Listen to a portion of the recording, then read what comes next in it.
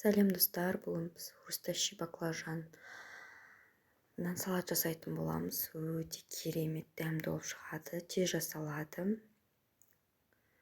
Дәмі өте керемет, ресторандағыдай керемет салат жасайтын боламыз. Бұл ингредиенттері тек қана 3 қана зат керек болады. Жасап көрсеңіздер болады.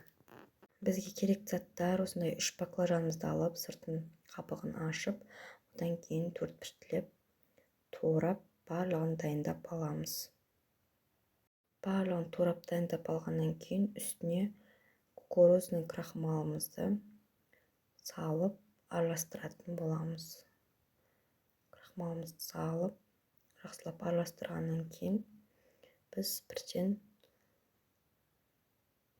ысып тұрған майымызға баклажандарымызды қуырып аламыз. Қызарғанша қуырып алатын боламыз. Оны сорықтырып дайындап қоямыз. Одан кейін солай помидорымызды төртбұрыштап, жақсылап турап дайындап қоямыз. Одан кейін соусын дайындаймыз. Соусына мен кинза турап дайындап қойдым. Оның үстіне сарымсағымызды алып, одан кейін соевый соусымызды құйып, және күнбағыс майын құйып, араластырып, соусымызды дайындап қоямыз. Біздің баклажанымыз сорыққаннан кейін салатымызды араластырамыз.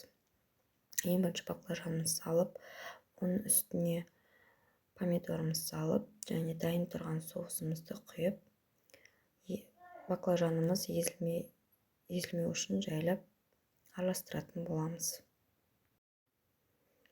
Осылай жақсылап араластырып, жей берсеңіздер болады. Күні бұрын араластырып қоймаңыздар. Тек жейтін алдында 10 минут бұрын араластырғандарыңыз жөн. Баклажандарыңыз жұмсарып кететін болады. Мінекей біздің салатымыз дайын болып шықты. Өте керемет, дәмді. Жасап көрсеңіздер болады. Сіздерге ұнайтынына сенімдімін. Видео ұнаса лайк басып, комментарий жазып тіркеліп кетіңіздер. Сіздермен болған Гүлсамал.